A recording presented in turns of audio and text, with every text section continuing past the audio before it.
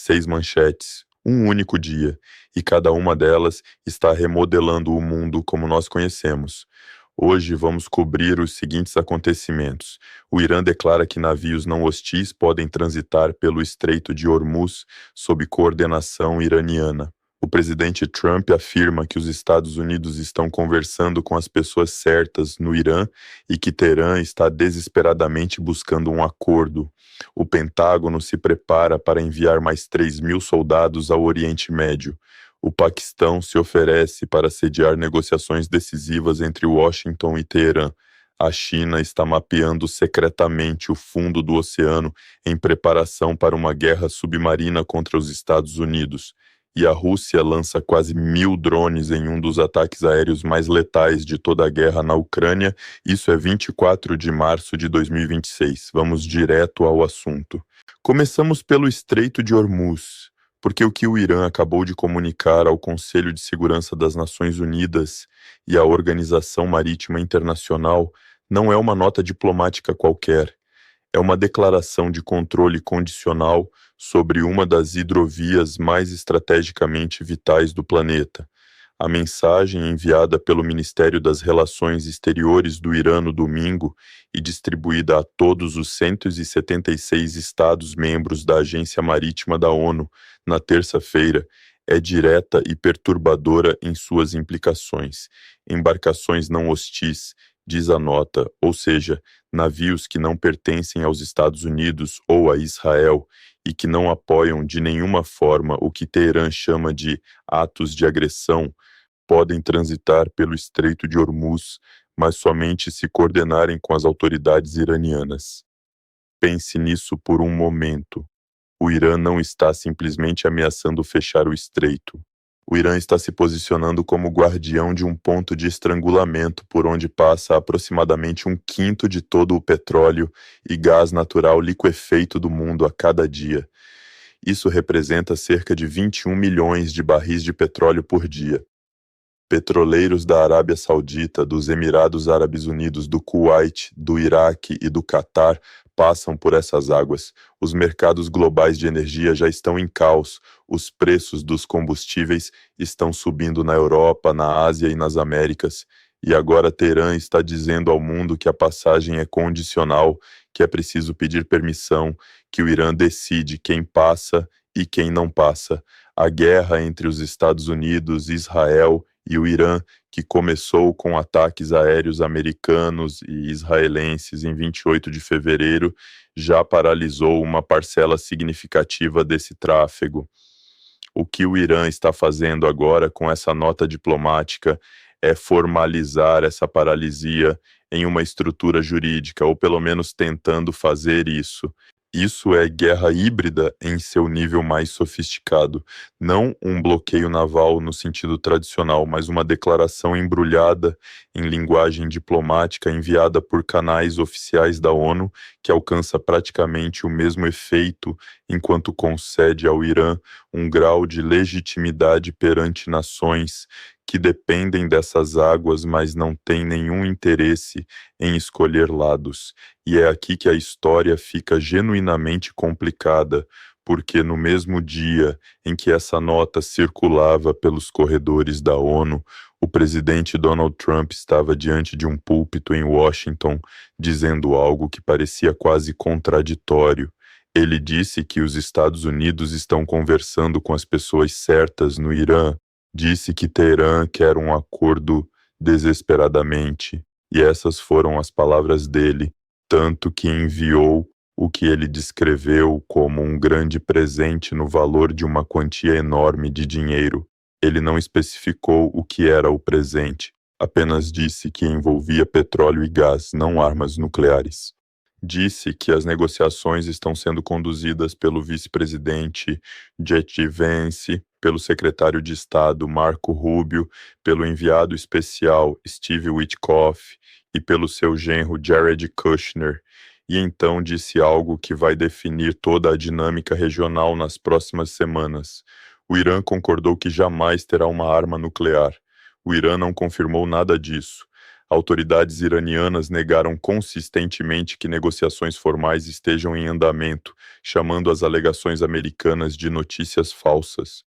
Mas o Ministério das Relações Exteriores do Irã admitiu ter recebido mensagens de países amigos, indicando que Washington estava buscando diálogo. Essa é uma admissão significativa. E a declaração de Trump de que o Irã está falando com sensatez sugere que qualquer que seja o canal aberto, seja direto ou por intermediários, algo está se movendo. Ao mesmo tempo, Trump alertou que os novos líderes iranianos, após o assassinato do líder supremo Ali Khamenei e de dezenas de outros altos funcionários nos ataques que já mataram mais de 1.340 pessoas desde 28 de fevereiro, poderiam ser alvejados novamente com a mesma facilidade. Essa não é a linguagem de alguém que acredita que essa guerra acabou. É a linguagem de alguém que gerencia uma negociação a partir de uma posição de esmagadora superioridade militar, enquanto mantém a pressão máxima sobre a mesa, o que nos leva ao anúncio do Pentágono, e esse merece toda a sua atenção. O Departamento de Defesa dos Estados Unidos está se preparando para enviar aproximadamente 3.000 soldados da 82ª Divisão Aerotransportada ao Oriente Médio. Isso se soma aos milhares de fuzileiros navais que já estão a caminho da região. A 82ª Divisão Aerotransportada não é uma unidade de infantaria comum. É uma das forças de reação rápida mais de elite de todo o exército americano, capaz de ser mobilizada e implantada em qualquer lugar do mundo em até 18 horas. Sua presença em um teatro de operações não significa que o combate terrestre já foi decidido. Significa que a opção de engajamento terrestre imediato está sendo posicionada. 2 oficiais de defesa confirmaram o destacamento à CNN, pedindo anonimato por causa da natureza sensível do planejamento. Nenhuma decisão foi tomada para enviar tropas para dentro do Irã em si, disseram eles, mas a linguagem em torno desse desdobramento é inequívoca. Os Estados Unidos já têm 50.000 soldados na região mais ampla do Oriente Médio. O Comando Central americano anunciou na terça-feira que os ataques destruíram mais de 9.000 alvos militares dentro do Irã desde 28 de fevereiro. Lançadores de mísseis, ativos navais, instalações industriais de defesa, estruturas de comando, tudo isso sob bombardeio aéreo sustentado por quase 4 semanas.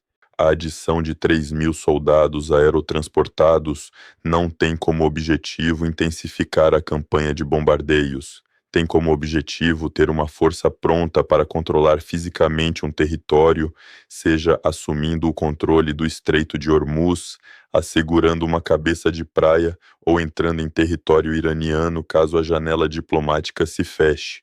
Uma pesquisa da Reuters, em parceria com a Ipsos, divulgada na terça-feira, mostra que 61% dos americanos desaprovam os ataques, ante 59% apenas uma semana atrás. O relógio político está correndo para o governo.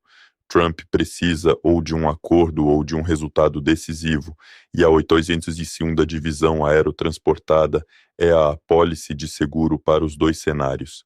Se um acordo está chegando, o Paquistão pode ser o lugar onde ele acontece.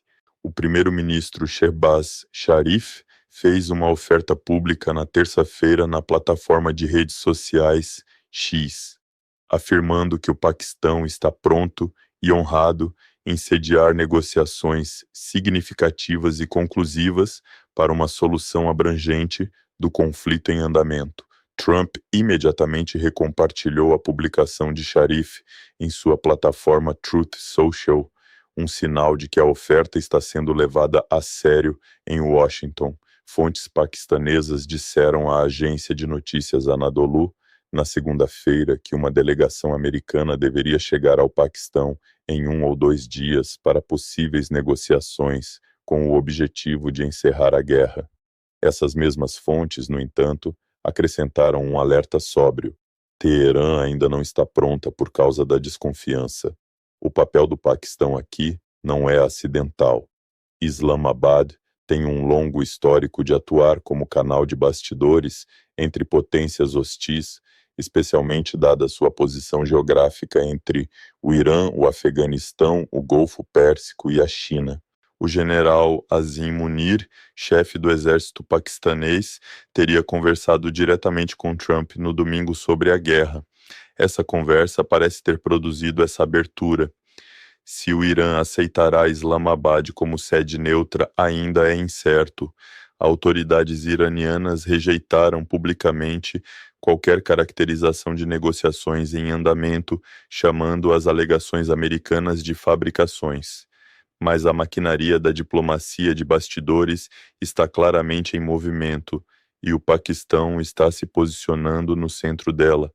Antes de continuar, se você está assistindo a este canal, você já entende que o que está acontecendo no mundo agora exige muito mais do que manchetes, exige contexto, análise e clareza.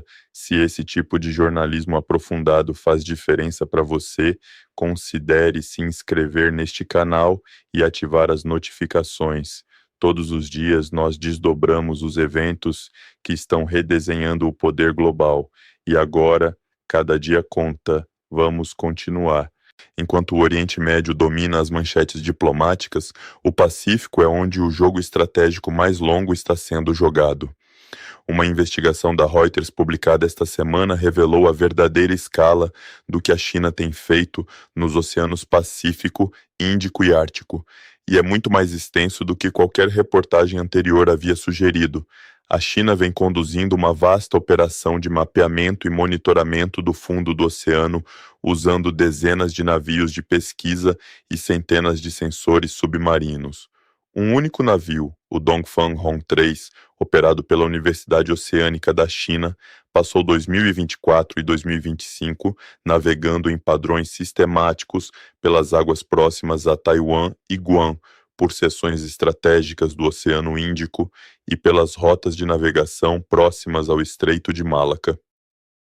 Em outubro de 2024, o navio realizou manutenção em uma rede de poderosos sensores oceânicos chineses capazes de detectar objetos submersos próximos ao Japão. Em março de 2025, cruzou as águas entre o Sri Lanka e a Indonésia. De acordo com especialistas em guerra naval e ex-oficiais da Marinha Americana que analisaram os achados da Reuters, os dados coletados por esses navios fornecem à China um retrato preciso das condições do terreno submarino, padrões de corrente, gradientes de salinidade e canais acústicos, todos eles essenciais para a guerra submarina. Submarinos navegam e se ocultam compreendendo seu ambiente. Um comandante de submarino que sabe exatamente onde estão as camadas térmicas, por onde correm os canais de som, onde o fundo rochoso cria sombras acústicas, tem uma vantagem tática enorme sobre aquele que não sabe. Os dados coletados pelos navios de pesquisa chineses estão construindo exatamente esse tipo de conhecimento. Nas águas ao redor de Taiwan, próximas a Guam, perto do atol de Wake, próximas ao Havaí, próximas a todas as grandes instalações militares americanas no Teatro do Pacífico. O contra-almirante Mike Brooks, comandante do Escritório de Inteligência Naval do ZIWA, prestou depoimento a uma comissão do Congresso este mês, afirmando que a China expandiu drasticamente seus esforços de levantamento topográfico, fornecendo dados que permitem a navegação submarina, o ocultamento e o posicionamento de sensores ou armas no fundo do mar. 9 especialistas em guerra naval que analisaram os dados da Reuters descreveram a operação como consistente com preparação para o campo de batalha militar. Jennifer Parker, ex-oficial australiana de guerra anti-submarino, foi direta. A escala do que eles estão fazendo vai muito além de qualquer finalidade científica. É preparação para operações navais expedicionárias em águas profundas, com um componente claro de guerra submarina. Por décadas, a Marinha dos Estados Unidos operou com uma vantagem assimétrica em seu conhecimento do espaço de batalha oceânico. Essa vantagem está sendo sistematicamente corroída. E enquanto canais diplomáticos se abrem no Oriente Médio e a China mapeia o fundo do oceano, a Rússia lançou um dos ataques aéreos mais devastadores de sua guerra contra a Ucrânia nas últimas 24 horas. Entre o fim da noite de 23 de março e a tarde de 24 de março, a Rússia lançou quase 1.000 drones kamikazes contra o território ucraniano. Mais de 550 foram disparados durante uma rara onda diurna em 24 de março, com alvos nas regiões central e oeste do país. Pelo menos 7 pessoas morreram e mais de 50 ficaram feridas. Em Lviv, 32 pessoas foram feridas quando drones atingiram áreas civis no centro histórico da cidade. O complexo do Mosteiro Bernardino, um marco arquitetônico de importância nacional localizado no centro histórico de Lviv, que é Patrimônio Mundial da Unesco, foi danificado. O morador local, Yarema Semaniv, que estava em um café a aproximadamente 500 metros de um dos locais atingidos, descreveu a cena. As pessoas saíam correndo do monumento a Danilo Halitsky como se fosse um ataque terrorista. Em Ivano-Frankivsk, 2 pessoas morreram e 4 outras ficaram feridas, incluindo uma criança de 6 anos. Uma maternidade e aproximadamente 10 prédios residenciais foram danificados. Em Jitomir, uma menina de 12 anos foi hospitalizada após ser ferida em um ataque no centro da cidade. Em Vinícius, uma pessoa morreu e 13 ficaram feridas. Cortes de energia foram registrados em várias regiões. A Força Aérea da Ucrânia rastreou grandes formações de drones sobre Kiev, Chernihiv, Sumy, Poltava, Vinnytsia, Cherkasy e Dnipropetrovsk ao longo da tarde. Serhiy Flesh, assessor do Ministério da Defesa da Ucrânia, escreveu que a Rússia está constantemente mudando suas táticas nos ataques em massa, tentando encontrar vulnerabilidades nas defesas aéreas ucranianas. A estratégia atual, escreveu ele, é lançar ataques distribuídos ao longo do tempo.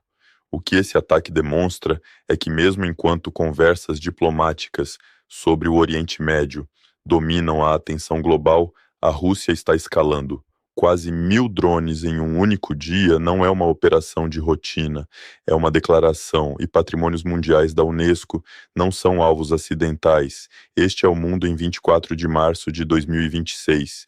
O Irã controla os termos de passagem pela rota de petróleo mais crítica do mundo. Trump diz que um acordo está próximo enquanto envia mais milhares de soldados para a região. O Paquistão oferece seu território como terreno neutro para negociações que Teherã ainda nega publicamente que estejam acontecendo. A China está preparando o fundo do oceano para a guerra submarina de amanhã. E a Rússia despeja fogo sobre bairros civis no oeste da Ucrânia. Cada uma dessas histórias está conectada por um único fio. A ordem global existente está sob pressão em todas as direções simultaneamente, e as decisões tomadas esta semana vão determinar o que vem a seguir. O que você acha? Um acordo entre Washington e Teherã é realmente possível, ou a diplomacia aqui é apenas uma pausa antes de uma escalada ainda maior? Deixe sua opinião nos comentários abaixo, a gente lê todos eles.